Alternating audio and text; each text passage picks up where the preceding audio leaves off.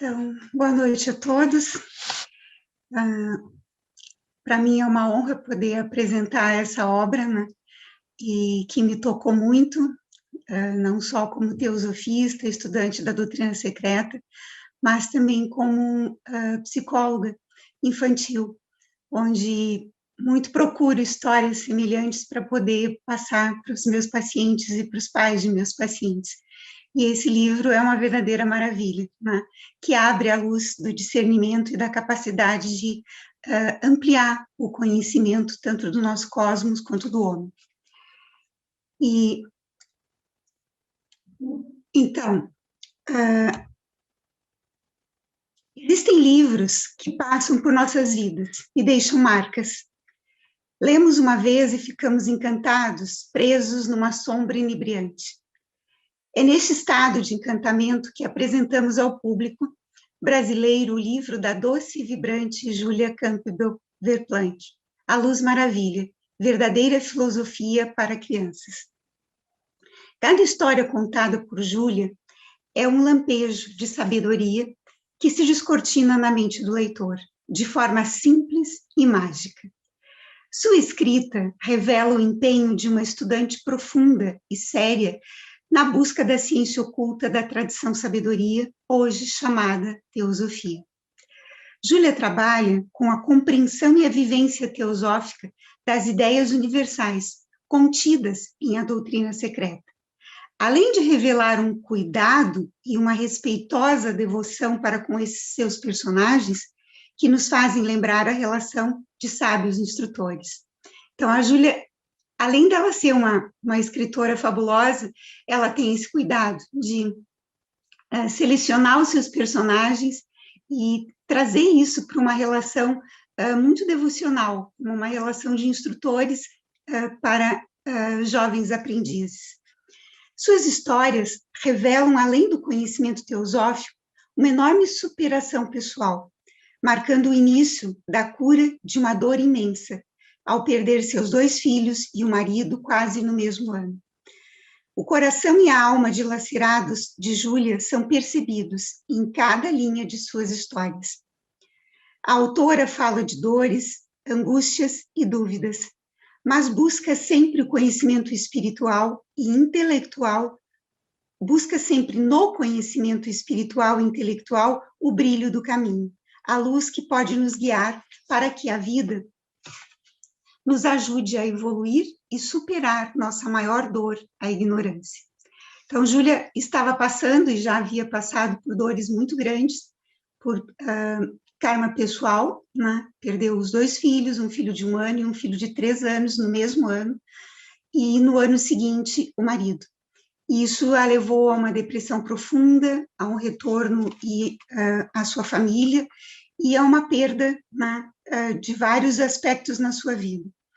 E depois, na superação de tudo isso, ela encontra a Sociedade Teosófica e começa um trabalho, e depois em parceria com o Judge. A primeira história desse livro maravilhoso começa com um pequenino e adorável personagem chamado Carlo, fazendo suas perguntas, depois de horas de imaginação e brincadeiras. Carlo, na história, tinha 5 anos, e era aquela criança imaginativa que brincava com seu próprio pensador, como ele chamava, que era o seu coração, sua capacidade de imaginar e ver as coisas como as coisas são. E era uma criança adorável, mas ele havia perdido a mãe, né, e ficou aos cuidados de um pai muito cético e um tio adorável chamado tio John, que é um dos personagens da história. E Carlo, na primeira história, ele faz muitas perguntas, e é um garotinho de 5 anos, daqueles garotinhos que a gente tem vontade de apertar, porque ele faz perguntas maravilhosas, perguntas que nós gostaríamos de continuar fazendo, mas perdemos a capacidade porque nos tornamos adultos e reduzimos a nossa capacidade de imaginação. E eu coloquei que eu adoro as perguntas imaginativas das crianças. Elas são puras, originais e sem crivo de julgamento. É a própria alma indagando sobre este mundo de fenômenos, às vezes sem sentido para uma criança até os 7 anos. Então, quando o adulto ou o ambiente não interfere na capacidade imaginativa de uma criança, ela está aberta, né, para o mundo invisível e para trazer essas imagens e tentar codificar o mundo visível. E esse é o caso do personagem Carlo. A primeira ideia que ele traz, que ele brinca, que ele imagina, é a ideia universal que Carlos investiga, é sobre a existência de Deus. E descobre dentro dele mesmo a força do absoluto ser, descrito a partir de tudo o que ele não é, pois nada podemos saber dele, e nenhum atributo lhe podemos conferir. Ele é e não é, mas será sempre o eterno absoluto. E Carlo descobre que ele está em todos os lugares e seres, na natureza visível e invisível. Essa é a primeira história, onde ele faz um diálogo, né, com Cristo, com o menino Cristo, numa véspera de Natal, e ele traz essas ideias, né, e muito docemente, num diálogo, né, onde ele encontra essas verdades, né, da natureza invisível e visível, desse grande absoluto que está contido em tudo e em todos. E ele também traz na segunda história, né, o encantador tio John, irmão da mãe de Carlo, um tio que todos nós gostaríamos de ter em nossa infância, para nos ensinar e pensar com impessoalidade e amor incondicional. O tio John é um desses adultos que toda criança gostaria de ter, aquele adulto que não só brinca, mas aquele adulto que estimula a imaginação, que entra nela, que brinca com ela e que respeita o momento belo, né, e profundo de uma criança nessa fase até os 7 anos. O tio John é aquele instrutor que sonhamos encontrar ao longo da jornada da alma, para nos ajudar a investigar tudo aquilo que é verdadeiro, sem perder ou macular a beleza da natureza, da vida e do ser humano. Ele lembra o carinho, o acolhimento, as instruções que Júlia recebeu junto ao seu amável professor William Judge, durante alguns anos de trabalho na Sociedade Teosófica na América. Essa relação é impossível a gente não fazer, né, entre Jasper Niemert, ou Júlia, e Judge.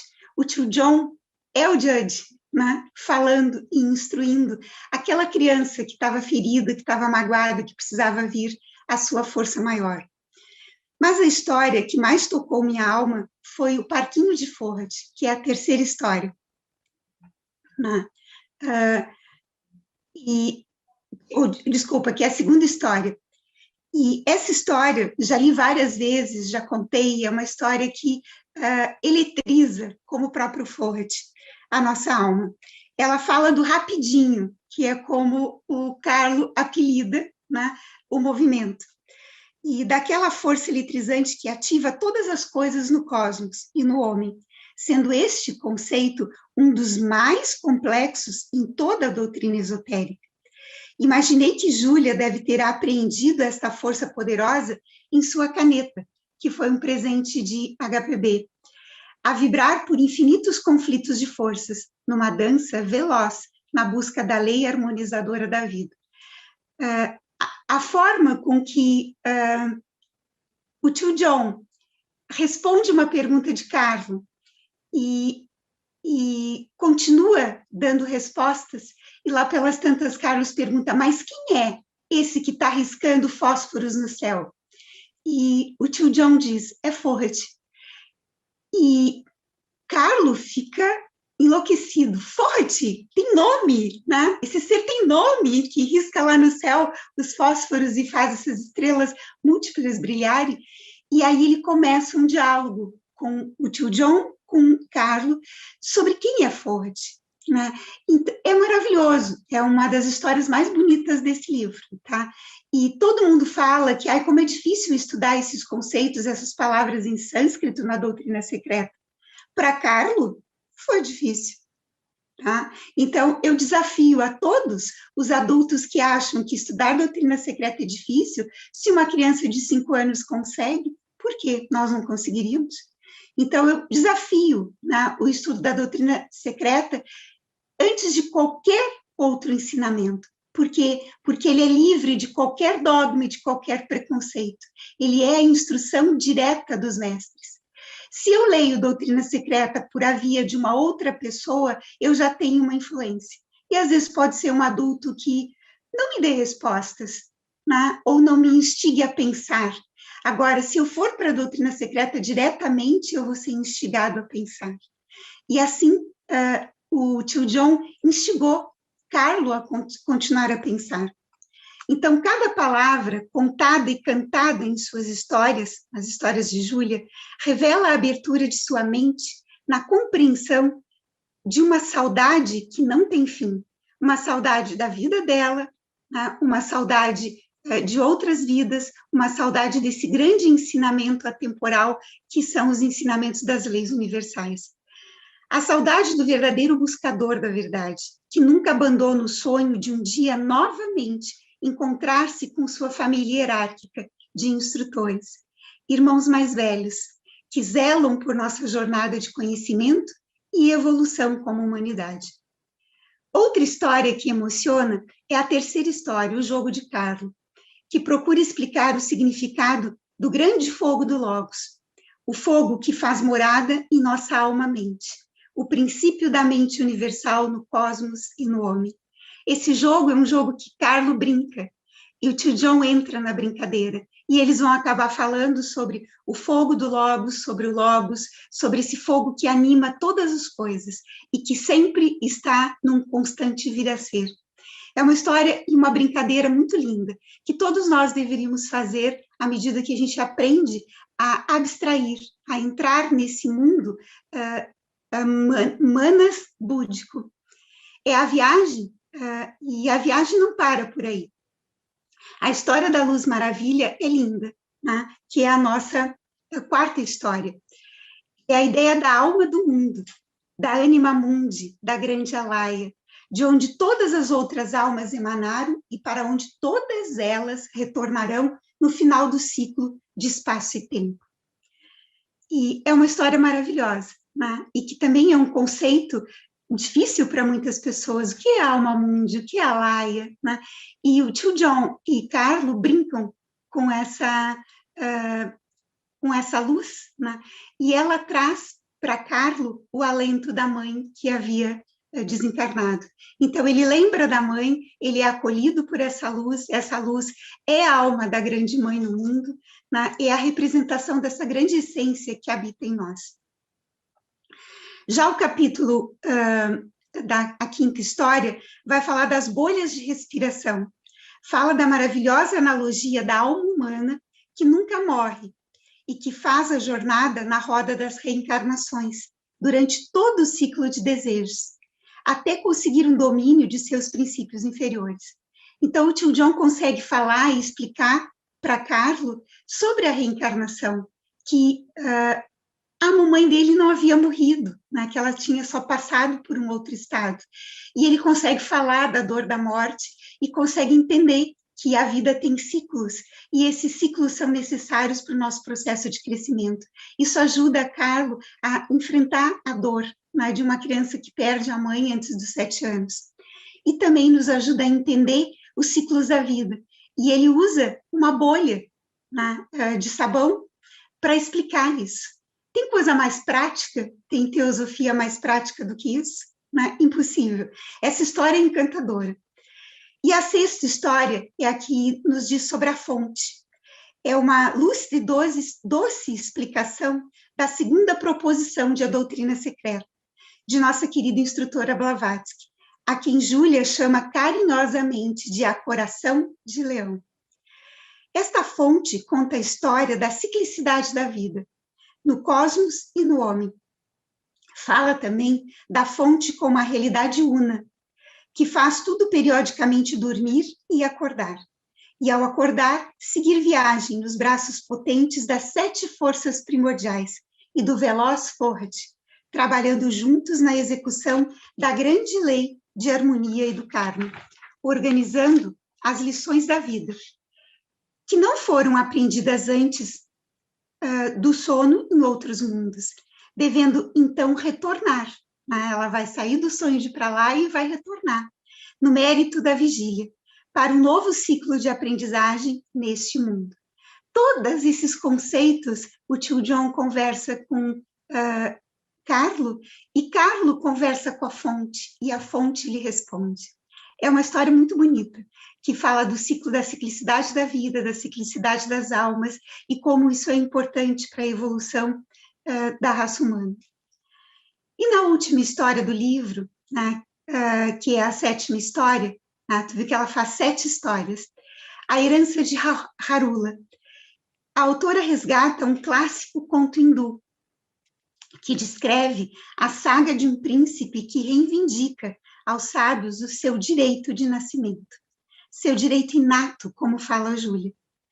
A herança de Harula é sobre o cristal mágico que é dado ao príncipe, o cristal da vida, que é dele como herança ou direito de nascimento.